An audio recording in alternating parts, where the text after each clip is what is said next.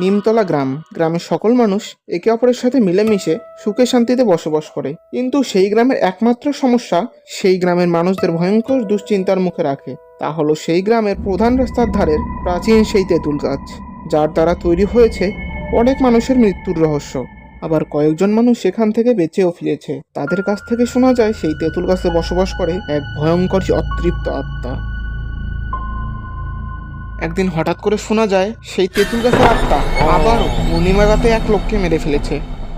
তাই এবার গ্রামের সকল মানুষ সেই গ্রামের মোড়লের কাছে যায় এর একটা বিহিত করতে। মোড়ল মশাই, এই আত্মার আতঙ্ক তো দিন দিন বেড়েই চলেছে। ওর ভয়ে তো আমরা কেউ রাস্তা দিয়ে চলাচল করতে পারছি না। এর একটা বিহিত চাই মোড়ল মশাই।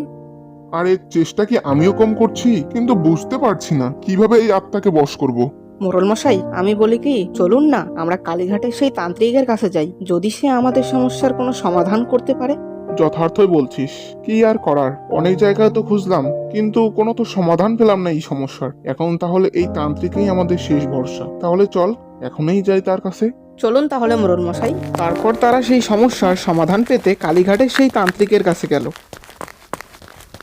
কালীঘাটের সেই তান্ত্রিকের কাছে মোড়লকে একাই যেতে হলো, কারণ সেই কালীঘাটের তান্ত্রিক একক লোক ছাড়া কথা বলে না। প্রণাম হে তান্ত্রিক মহাশয়, দয়া করে আমাদের সমস্যার সমাধান করুন। বল, তোদের কি সমস্যা? আমাদের নিমতলা গ্রামের প্রধান রাস্তার ধারে সেই তেঁতুল গাছ। আর বলতে হবে না, বুঝতে পেরেছি তোদের সমস্যা। তাহলে এই সমস্যার সমাধান যদি বলতেন।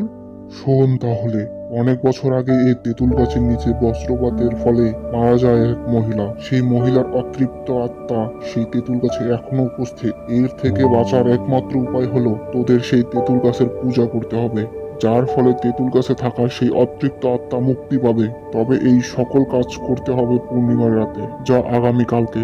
এখন তুই যা, পূজার প্রস্তুতি নে। আপনাকে অনেক অনেক ধন্যবাদ তান্ত্রিক মহাশয়। তারপর মোড়ল তান্ত্রিকের কাছ থেকে চলে আসে এবং তান্ত্রিকের কথা অনুযায়ী সেই তেঁতুল গাছের পূজা অর্চনার ব্যবস্থা শুরু করে।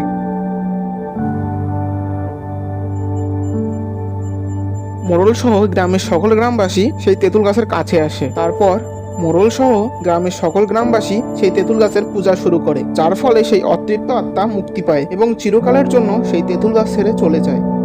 তো বন্ধুরা, আজকে এই পর্যন্তই। তোমরা সবাই ভালো থাকো, সুস্থ থাকো, আর দেখা হচ্ছে পরবর্তী কোনো মজাদার, রোমাঞ্চকর ও ভয়ঙ্কর ভিডিওতে। ধন্যবাদ।